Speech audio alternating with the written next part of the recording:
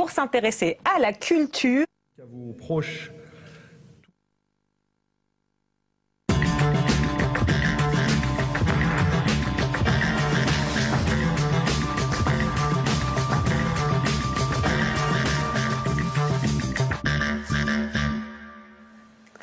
Bonjour à tous et bienvenue en direct sur Public Sénat pour suivre les vœux du Parti communiste, des vœux prononcés pour la première fois par Pierre Laurent, le secrétaire national du parti. On l'écoute tout de suite en direct. Pour éviter toute confusion, que vous assistez aux vrais vœux de Pierre Laurent et du Parti communiste. À ce propos, et pour éviter toute méprise toujours sur ce sujet, je voudrais également vous indiquer que la direction nationale du Parti communiste n'a pas inscrit la date de l'enterrement du PCF à son agenda 2011. Donc si certains d'entre vous l'avaient fait, ils ont une journée de libre supplémentaire dans l'année, et c'est la première bonne nouvelle que je voulais vous annoncer. Et comme je suis décidément très attentionné à votre égard, je voudrais ajouter à l'adresse de ceux qui pensent que j'ai déjà remis les clés du Parti communiste à Jean-Luc Mélenchon ou que je m'apprête à signer la mort du Parti communiste, qu'il ferait mieux, une fois de plus, de ranger cette fable aux oubliettes, faute de quoi, je leur rappelle qu'en criant au loup trop souvent, on finit par perdre toute crédibilité, ce qui, vous en conviendrez, pour un journaliste, comme pour un homme politique d'ailleurs, est un sérieux problème. Je souhaite d'ailleurs faciliter le travail à ceux qui persisteraient inutilement dans cette veine en leur rappelant une chose. Ils ont déjà enterré le Parti communiste il y a 6 mois au précédent congrès, lorsque Marie-Georges Buffet a remis les clés du Parti communiste à Pierre Laurent. Et les adhérents du Parti communiste ont eux-mêmes ratifié à cette occasion la stratégie du Front de gauche qui est censée signer cet assassinat. Donc vous n'avez pas la peine de vous échiner sur cette question. Voilà, trêve de plaisanterie sur ça, et pour être plus sérieux, le Parti communiste qui vous souhaite les vœux aujourd'hui est en pleine vitalité, en plein renouveau. 6000 adhérents nous ont rejoints en 2010, plus de 50% d'entre eux ont moins de 30 ans, et un tiers d'entre eux, plus de 2000, nous ont rejoints pendant le mouvement des retraites. Ce parti vient aussi de réunir dans une ambiance très combative plus de 600 de ses responsables de section. Donc nous sommes extrêmement dynamiques, ne vous inquiétez pas pour ça. Je veux maintenant entrer dans le vif du sujet, si vous le voulez bien. J'espérais à ne pas avoir à citer leur nom en ce début d'année, tant leur enlèvement nous touche et entache la liberté de la presse. Stéphane Taponnier, Hervé Guéquière et leurs 3 accompagnateurs afghans sont pourtant toujours retenus en otage depuis maintenant 378 jours. Et la récente mort de nos 2 jeunes compatriotes enlevés à Niamey est un drame terrible qui vient de nous rappeler l'urgence de la libération de tous les otages français dans le monde. L'État doit pour cela prendre ses responsabilités en mettant tout en œuvre pour les sortir de là vivants au plus vite. Et je crois qu'il doit mettre pour cela un terme aux logiques de confrontation et de guerre dans lesquelles il semble vouloir s'enfoncer, notamment en Afghanistan. C'est la paix que nous voulons, la paix et la coopération. Et c'est cette orientation qui sauvera ces vies. La paix en Afghanistan, la paix en Irak, en Palestine, dans le Maghreb, en Côte d'Ivoire et dans toute l'Afrique, la paix partout dans le monde. Je veux ici rendre hommage aujourd'hui aussi aux jeunes de Gaza et à leurs amis israéliens, souvent de jeunes soldats de l'armée d'occupation qui, fin décembre, ont crié leur rage et leur envie de paix dans un manifeste commun à toutes et à tous, je veux dire ici, salut et fraternité pour leur combat en 2011. Ce cri d'une jeunesse que l'on sacrifie résonne un peu partout dans le monde en ce moment, et vous le savez notamment en ce début d'année de manière assez dramatique en Algérie et en Tunisie. J'étais hier soir aux côtés des démocrates tunisiens qui se rassemblent désormais régulièrement devant la Fontaine des Innocents à Paris. Oui, la grande majorité des jeunes de ce pays n'en peuvent plus de ces régimes qui ne leur offrent que le chômage, la vie chère, l'autoritarisme et la corruption. Les progressistes de toute la région peuvent compter sur le Parti communiste français. Nous exigeons notamment du gouvernement français qu'il cesse sa complicité avec le régime de Ben Ali. Aux peuples du monde qui exigent la justice, le développement partagé, la liberté et la démocratie, les dirigeants capitalistes se montrent malheureusement bien incapables de répondre. La réalité, c'est même qu'en ce début d'année 2011, ils se lancent dans une fuite en avant plus dangereuse que jamais, aggravent les politiques de crise et renforcent leur autoritarisme pour les faire accepter. Et c'est d'ailleurs pour dissimuler au peuple cette volonté de faire payer le plus grand nombre, pour servir les intérêts d'une minorité, que les attaques contre la liberté de la presse se multiplient jour après jour partout dans le monde.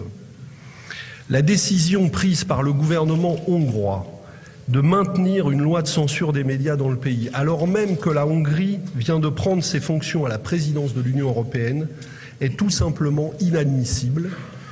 Et les protestations des gouvernements, et notamment du gouvernement français, ne peuvent pas être que des protestations de principe qui disparaissent une fois la présidence mise en place. Tout comme est parfaitement inadmissible, un climat des plus nauséabonds a continué de régner en 2010 autour des médias en Europe, et il ne s'est pas arrêté loin de là à la frontière française. Les rachats et les concentrations continuent en tous sens, et à chaque fois, le prix à payer est le même, faire reculer l'indépendance des rédactions. Les tentations de contrôle de l'Élysée se sont encore renforcées tout au long de l'année. Le rapport Cardozo qui propose à l'État de réduire ses aides à la presse écrite en les rassemblant dans un fonds unique, les importantes baisses décidées tant du programme presse que des aides directes dans la loi de finances 2011, tout cela menace plus que jamais le pluralisme, l'indépendance des médias et bien sûr, vous le savez, dans vos rédactions, de nombreux emplois. Le renforcement des liens entre les médias, le pouvoir politique et les forces de l'argent a considérablement accru, et c'est un autre grave problème, la défiance des citoyens vis-à-vis de l'information elle-même. Je vous sais évidemment très sensible à cette question, mais je veux souligner que l'enjeu démocratique est désormais considérable. Un nombre grandissant de nos concitoyens constatent que les urgences populaires qui les tenaillent sont ignorées. Le débat public leur paraît confisqué, verrouillé, interdit à toute remise en cause du système. Je prends un exemple. Quand la machine médiatique s'emballe au point de laisser à penser aux Français que le débat sur les 35 heures qui diviserait la société française est celui qui oppose Manuel Valls à l'UMP, eh bien nous courons tout simplement à la catastrophe. Rendez-vous compte qu'alors des millions de nos concitoyens, des milliers de syndicalistes se sentent floués, humiliés, niés par une telle présentation du débat. Oui, de tels épisodes discréditent la gauche qui se prête au jeu, mais aussi les médias qui alimentent cette machine infernale. Je compte donc sur vous en 2011, et je vous rappelle, comme je l'ai dit en entrée, que vous avez une dette envers moi au vu de votre prestation en 2010, pour donner enfin la place attendue aux aspirations citoyennes et populaires. Plus sérieusement, votre rôle est plus important que jamais. Dans la situation de crise que connaît ce pays, on ne sait pas à quelle impasse tragique mènerait notre peuple une année supplémentaire sous le régime du spectacle des ambitions personnelles. Au contraire, en redonnant aux Françaises et aux Français l'envie de se mêler du débat politique, vous pouvez contribuer à faire de ces 2 années qui s'ouvrent des années nécessaires de sursaut politique et démocratique. Pour nous, 2011 ne sera pas une année blanche, une année d'attente avant 2012. Trop de nos concitoyens souffrent des choix politiques de Nicolas Sarkozy, qui sacrifie tout aux intérêts des marchés financiers. Je le redis avec force aujourd'hui, comme je l'ai dit devant nos animateurs de section ce week-end, messieurs les profiteurs, le Parti communiste français ne vous laissera pas un seul instant de répit en 2011 pour accomplir votre sale besogne. Nous ne pouvons pas, par exemple, accepter que dans le silence et l'indifférence générale, les groupes du CAC 40 annoncent, comme ils viennent de le faire, que plus de 43 milliards d'euros auront été distribués à leurs actionnaires en 2010. C'est un hold-up indécent, un détournement de richesse caractérisé. Nous exigeons que cet argent revienne aux travailleurs et à leurs familles dans ce moment de crise terrible pour beaucoup d'entre eux. Un relèvement immédiat et substantiel des salaires doit être financé par ces profits et un prélèvement exceptionnel sur ces capitaux pourrait par ailleurs financer dans chaque région des fonds pour l'emploi et la formation contre le chômage et la précarité. Sur cette idée-là, nous allons, et sur cette proposition, nous battre dès le début de cette année. De la même manière, nous ne pouvons pas accepter que le gouvernement français, en se pliant aux exigences de l'Allemagne d'Angela Merkel, continue d'entraîner l'Europe dans une politique de régression catastrophique. Le mécanisme européen de stabilité décidé en décembre à Bruxelles, soit dit entre nous, il devient possible de changer les traités, qu'on nous disait intangibles. Le mécanisme européen de stabilité est un mécanisme de sanction contre les peuples, un mécanisme égoïste au service de la loi du plus fort qui, s'il est mis en place réellement, va tuer progressivement toute idée de coopération entre les peuples européens, réveiller les nationalismes, les xénophobies et les égoïsmes dans toute l'Europe. Eh bien nous allons au contraire, avec le parti de la gauche européenne que je préside désormais, lancer une bataille à l'échelle de tout le continent pour la création d'un fonds européen de développement social, abondé par une taxation sur les transactions financières et par la création d'une banque centrale européenne démocratisée. Nous serons de la même manière aux côtés de chaque femme, de chaque homme en difficulté pour combattre la résignation, les tentatives de division et les idées xénophobes qui cherchent à prospérer sur la souffrance sociale. Nous ne laisserons pas le Front National gagner du terrain en changeant de visage pour faire croire aux travailleurs qu'ils seraient de leur côté. Interrogez donc Madame Le Pen sur ses propositions pour les retraites et les 35 heures et vous verrez qu'elle veut leur suppression pure et simple. La politique de Marine Le Pen, c'est la politique de Nicolas Sarkozy poussée jusqu'au bout, jusqu'à son extrême. Et je vous annonce à ce propos que je me rendrai à la veille du congrès du Front National, jeudi 13, dans le Pas-de-Calais, pour dénoncer la sombre opération marketing du père et de la fille Marine Le Pen, organisée avec le soutien d'un battage médiatique que je considère comme totalement irresponsable dans cette situation de crise. Oui, nous allons construire des fronts de résistance et de lutte progressiste partout. Partout, nous porterons l'indignation. Partout, nous porterons l'espoir. Oui, messieurs les profiteurs, partout, nous serons aux côtés des populations, debout et solidaires contre la crise. Pas une attaque sur le temps de travail, sur le statut des fonctionnaires, contre les services publics, sur la prise en charge de la dépendance ou sur la fiscalité, ne se fera sans que nous organisions la riposte avec notre peuple, comme nous l'avons fait lors du mouvement contre la réforme des retraites.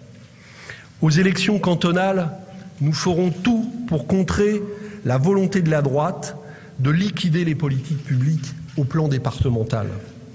Nous allons présenter des candidats dans la quasi-totalité des 1942 cantons pour réélire les 104 conseillers généraux communistes sortants et en gagner d'autres, avec le Front de gauche, afin de constituer des majorités de gauche combatives qui permettent réellement de changer la vie de nos concitoyens.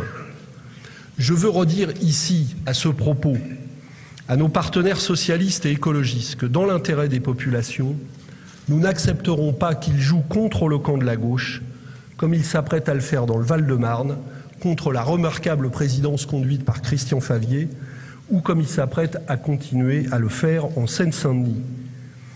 Pour ce qui nous concerne, nous mènerons cette bataille dans l'intérêt de la gauche, comme aux élections sénatoriales, où nous ferons également tout pour que la gauche rassemblée remporte une victoire historique en faisant basculer le Sénat à gauche.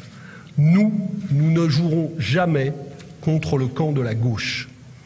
C'est pour cela qu'avec nos partenaires du Front de gauche, nous allons plus que jamais agir pour rendre la parole au peuple en cette année 2011 et évidemment en 2012. Pour redonner au peuple l'espace et le pouvoir de construire le projet collectif qui répondra à ses attentes. Nous voulons faire sauter les interdits et les dogmes qui verrouillent déjà le débat pré-présidentiel tel qu'on veut nous l'imposer. Le Front de gauche est décidément l'énergie positive qui fait défaut à la gauche. Elle est la force de l'espoir, celle qui propose d'additionner et non de diviser les énergies disponibles à gauche. À toutes les femmes et tous les hommes de gauche, nous disons plus que jamais en ce début d'année, travailler avec nous pour les échéances à venir, pour les échéances de 2012, à un programme populaire et partagé, utile pour toute la gauche, plutôt que de vous morfondre devant le spectacle de la querelle des égos. Notre direction nationale, vous le savez, vient de se donner en ce sens une feuille de route pour le semestre. Elle est très claire. Nous avons décidé d'amplifier dès maintenant le débat dans le Parti communiste et avec nos partenaires sur le contrat politique qui permettrait des candidatures communes du Front de gauche en 2012. Des candidatures communes que nous appelons de nos vœux. Le temps de décision sur les candidatures viendra au second trimestre 2011. Une conférence nationale du Parti communiste aura lieu les 4 et 5 juin prochains, avec pour ordre du jour nos choix politiques et de candidature pour 2012. Un conseil national se réunira les 8 et 9 avril pour lancer, en connaissance de toutes les candidatures soumises à la discussion des communistes, la préparation de la conférence nationale. Dès aujourd'hui, nos responsables de section réunis le week-end dernier se lancent dans l'animation de ce débat. Et cet après-midi, j'écrirai à nos partenaires du Front de gauche pour leur dire que nous voulons travailler sans attendre à 4 questions essentielles. La première, un texte d'orientation politique qui fixera les ambitions politiques du Front de gauche pour 2012. Pour nous, c'est clair, l'objectif est de battre Nicolas Sarkozy et sa majorité. Il n'y a pas d'ambiguïté possible sur cette question. S'il y a une personne à licencier en 2012, c'est bien le président de la République. L'objectif est en même temps de faire gagner la gauche, mais d'ancrer son projet à gauche et de permettre la mise en œuvre des grandes transformations sociales nécessaires par une nouvelle majorité politique de gauche, dans laquelle les idées et les propositions portées par le Front de gauche, son poids électoral, le nombre de ses députés, notamment de députés communistes, pèseront le plus lourd possible. Deuxièmement, nous voulons discuter un programme populaire et partagé. Comme vous le savez, le travail est engagé dans tout le pays pour cela.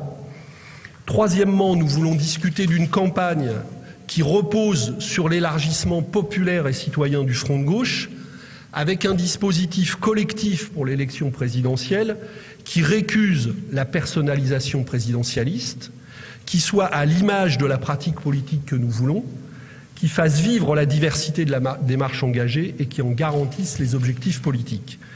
Et quatrièmement, nous voulons un cadre commun pour les élections législatives qui devrait à nos yeux être mené de pair pour rendre clairement visible le sens de notre bataille pour une nouvelle majorité politique. Notre position est donc très claire. Nous mettrons tout en œuvre pour parvenir à un accord sur des candidatures communes du Front de gauche, mais cet accord ne se conclura que sur un tel contrat politique clair. Inutile donc de me poser la question, mais je sais que comme vous êtes incorrigible, vous me la poserez quand même. Inutile de me poser la question sur la candidature. Viendra le temps du choix. D'ici là, les candidatures d'André Chassaigne, qui mène un travail remarquable pour porter notre conception du Front de gauche, et celles de Jean-Luc Mélenchon seront discutées, et d'autres si elles viennent. Le PCF, le parti, mènera ce débat tranquillement. Ce qui est certain pour nous, et je conclus là-dessus, c'est que la solution sera collective, elle devra respecter la place du Parti communiste, et je le redis clairement à ce propos, l'effacement du Parti communiste serait l'affaissement assuré de tout le Front de gauche. Je vous renouvelle donc à toutes et à tous mes vœux de plein succès pour cette année 2011 et je vous remercie.